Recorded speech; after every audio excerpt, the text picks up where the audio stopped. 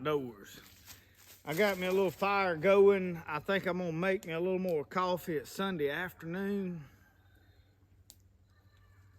I thought we'd shoot a few guns. Now my primary hunting rifle this year, unless something goes array from here on, which could be today, is this 30-30. This is a Winchester model 94. This was my dad's rifle. He gave it to me. He's got a good many guns, and I told him, I said, if there's any that you've got that I want, it's that one. The rest of them, I don't care what happens to them. I mean, they're all valuable guns. Everybody'd love to have all of them, but this is the one that would be special to me. And I'm sure to the rest of our family, but I asked for him, I was like, that's the one I want, Daddy. Out of all of them you got, that's the gun I want. And my goal is I want to kill a deer with it this year. Now, I need to shoot it. I have not shot it. Again, we back down here at the table, y'all, and I'm shooting about 40 yards. This is not no great long shot. This is, and it may not even be 40 yards. So I'm going to prop up and shoot. I've also got this muzzleloader with me again. I am going to try some of these bullets. We've had a lot, and let's see which pocket I know I got a bunch more, but I had 4 in my pocket. And they're these Maxiballs that I cast. Now the whole allure to y'all, for me, to shooting the muzzleloader is not trying to pretend mountain man or do living history or reenactment or all of that. I like all that stuff. I'm not against it. But that's not what I do here. I'm more about, I want to be able to make my own powder, cast my own balls, and shoot them in this gun and be sustainable. I do realize with this one, I have to buy caps. I've got a pretty good supply of caps. Now, will I have to shoot plastic sabots and stuff? Possibly. We're going to figure out what this rifle likes. And y'all, in the last video, now, I want to clear something up for you, okay? I had a lot of comments about, oh, you flinching, it's the pillow. Y'all,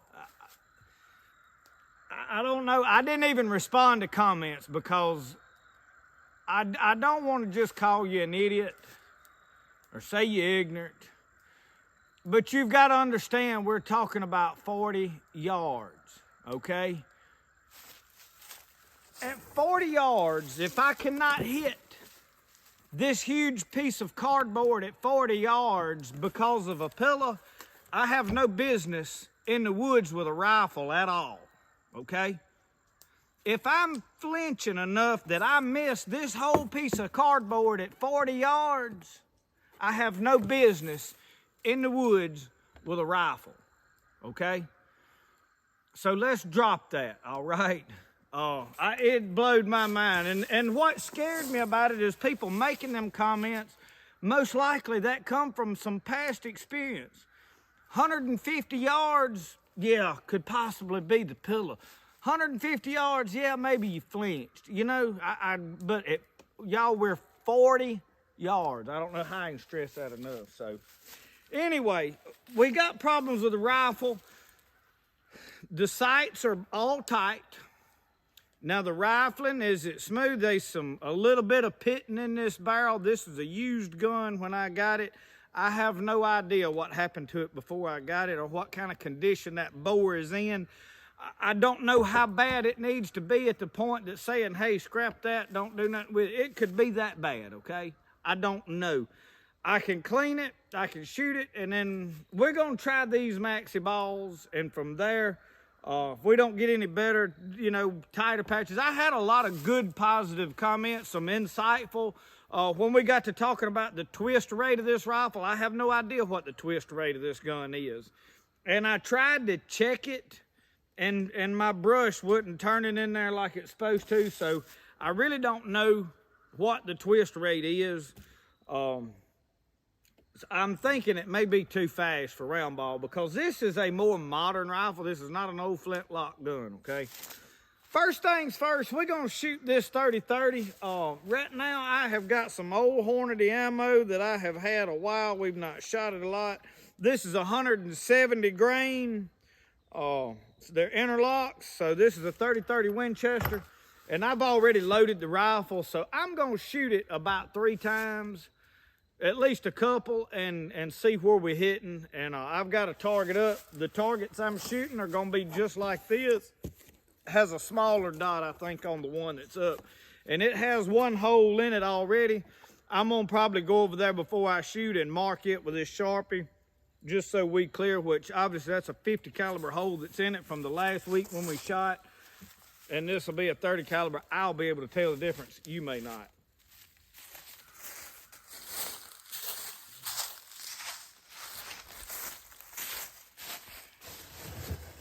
I'm about to run out of coffee right here, so figured I'd go ahead. And I got this old cheap, I like the hazelnut. So I'm gonna put about 4 spoonfuls. I didn't fill my pot slam full.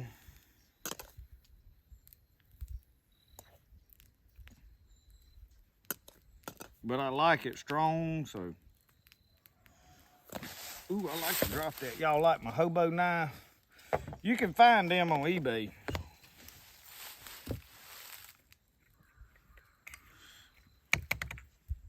We'll put this on there while we're shooting. Let it go to percolating.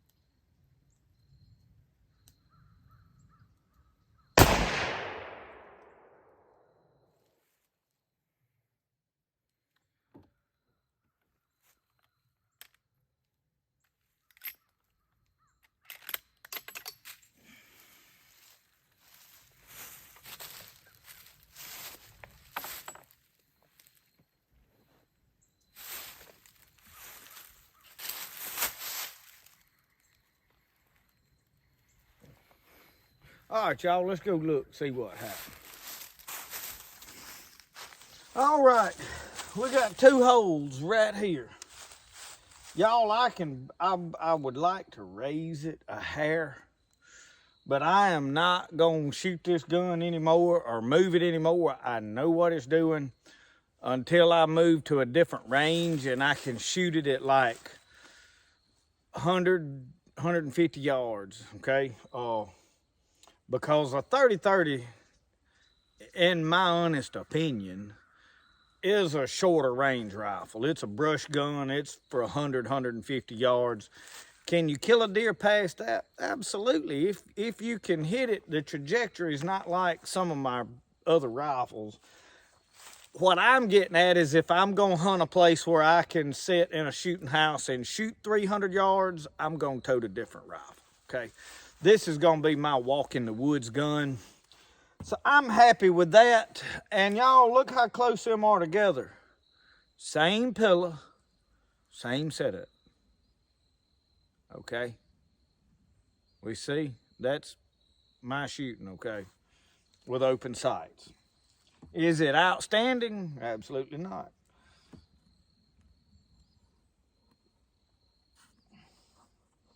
I just wanted to put to rest the pillow and the flinching issue, okay? So them's less than an inch apart, okay? That's really what should be happening at 100 yards. So do I need to practice shooting and improve? Yeah, that ain't absolute outstanding shooting, but that ain't missing this whole, that ain't doing this, okay? So let's put some different ammo in the muzzleloader. Let's see what we can do with it. See if we can make it shoot something. We're gonna go, this is like 90 grains of powder.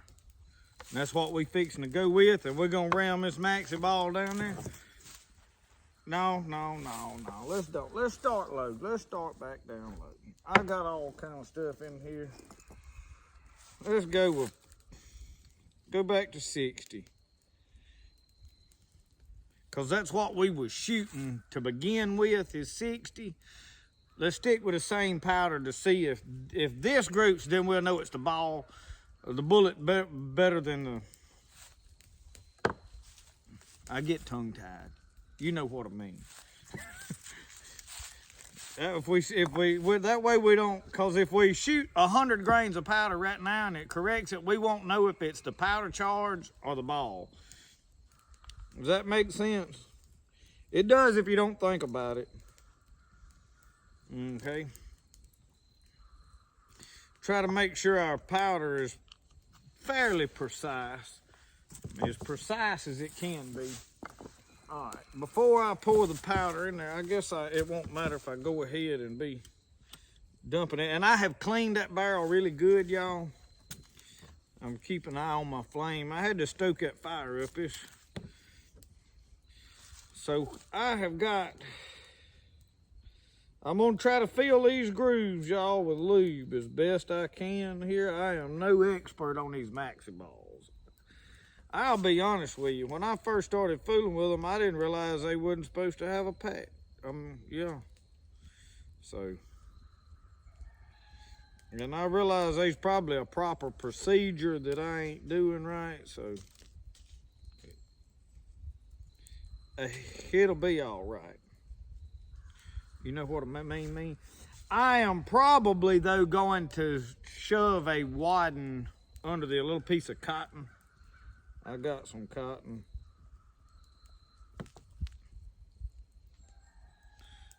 Just to have a patch between the powder and this lube, being a good bit of it, okay?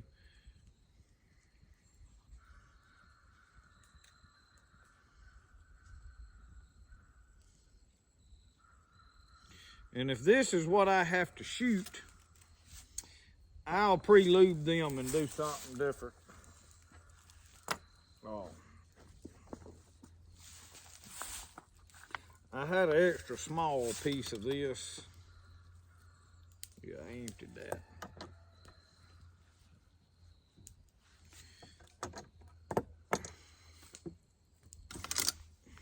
I'm gonna shove that. And I ain't gonna beat on it. Now we're gonna, oh y'all, that just fell down in there. That ain't gonna work. I can tell you now it ain't. We're gonna have to shoot it out, but that ain't gonna. We fixing to make a phone call, is what we fixing to do. We're gonna shoot this and then we're gonna pause this video and we finna get a hold to Uncle Sasquatch and get some legitimate information. He sent me his phone number and we finna put it to use, Uncle Sasquatch. Just be ready.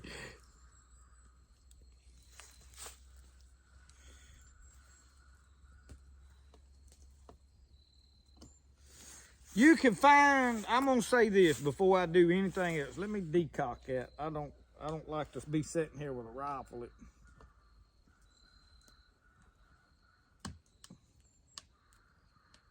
Get it on half cock. When you don't understand everything, there's nothing wrong with not knowing. There's something wrong with not finding the information in the right place. And when I say the right place, y'all, you can get on the internet and find a lot of information. That don't make it right. You look for information from people that you know have success and experience in something, okay? And that could be a wide range of people now. For me, I'm going to Uncle Sasquatch. He's my friend, and he knows what we dealing with, and he knows about this kind of stuff. So, get my cotton in my ear. Y'all like my poor boy earplugs? And I did bring my glasses today because y'all that old powder coming off of there, it blackened my face the other day, so I don't need to get it all in my eyes today. Let's shoot this old thing, see what happens.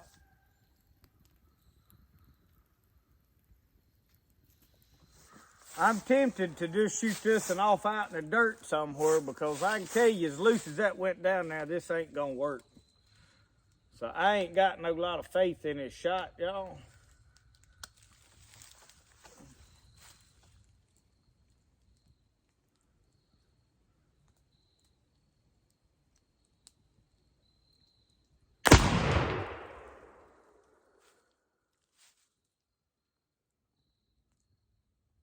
Let the smoke clear.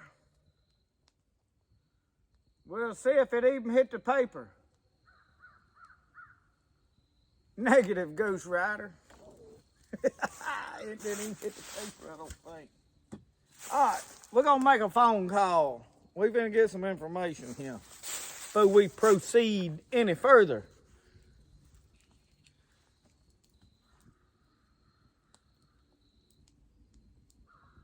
Yeah, it didn't hit the board.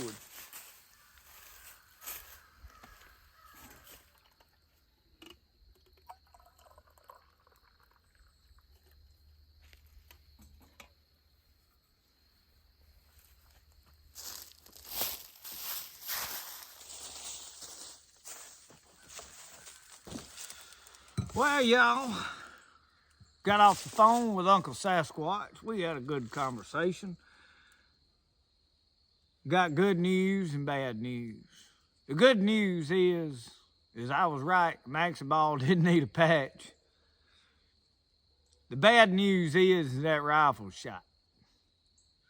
Apparently, looking at it and doing some detailed, and after a good conversation with him, my suspicions are confirmed. So what I'll tell you, I went home the other day after shooting it. I cleaned that rifle good, hot water, washed everything out, swabbed it out dry, put it up.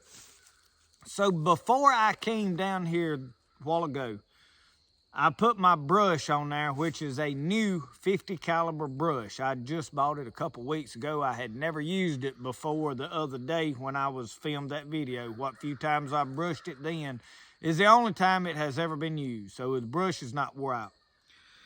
I was gonna attempt to see how many twists were in that barrel. So when I pushed that brush down, I was gonna watch that rod turn and see how far it turned around it in the length of that barrel, and then do some calculation and see what I had.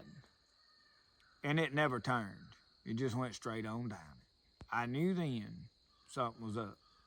So apparently that rifle is in a lot worse condition than I thought. It'll make a good wall hanger.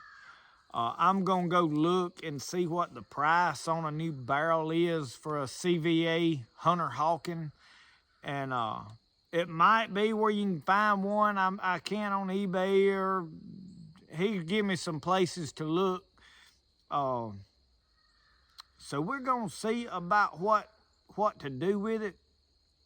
But the reason it is scattering them balls out is that barrel is shot out or rusted out, more than likely. I figure it probably got put up in bad conditions and left or something. I don't know. Like I said, I got the rifle used, so I have no idea the outside of it looked really good. I mean, it looked like it had been took care of, but you know, I don't know. All I can tell you is it's in rough shape on the inside. So that's why it is slinging balls everywhere.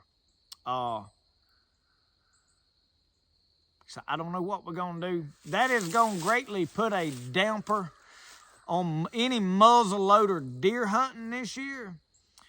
So I will be probably, which I have some modern guns, but probably this 30-30 is going to be the gun of choice for walking that swamp, hunting with it. For muzzle loading or primitive weapon season, I have the 45-70 loaded with black powder. All of my 45-70 cartridges we hand load them, and they are 70 grains of black powder under a 45 caliber bullet, and I don't know what grain bullets I am shooting in it right now. I've got hollow points. I'll have to look when I make some more. So anyway, that is going to conclude shooting that muzzleloader. And I've done this video, basically, like I said last time, I probably wouldn't even put the video out, but since we put the first video out, scattered bullets everywhere, and asked, hey, reckon what the problem is.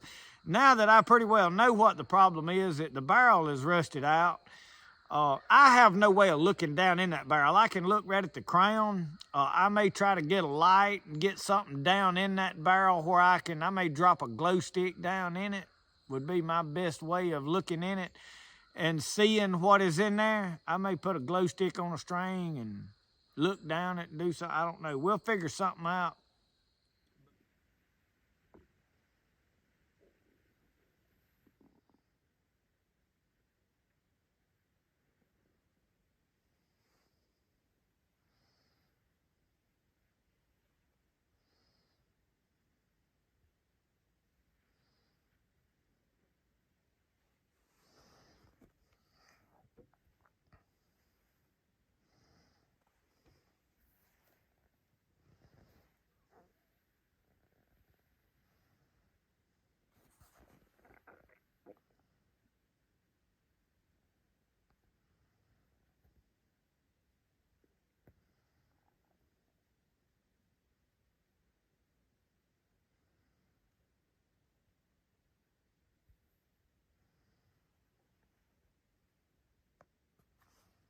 But I can pretty well tell you, it's when that Maxiball basically just kind of slid right on down it, I knew I had a problem. That confirmed all of my suspicions. So anyway, we made us a fire, drank some coffee. We at least did shoot the 30-30 a time or two, and I know I'm comfortable going hunting with it. So hopefully we'll shoot us a deer with it before long. I need to put some meat on the ground. It's gonna be cool weather this week, so maybe we can shoot one. I do have to look at rules and regulations on this management area I'm gonna hunt on, because last year was the first year they allowed center fire rifles, and I heard this year you wasn't gonna be able to shoot anything but a buck down there, so there may not be any shooting does down there, which is gonna deter me from wanting to be down there, because my first few weeks of hunting, I'm selectively looking for meat. So anyway, thank y'all for watching Spirit of the Outdoors. Remember, the best way to do things is the way you like to do it. We'll see y'all. Y'all have a good one.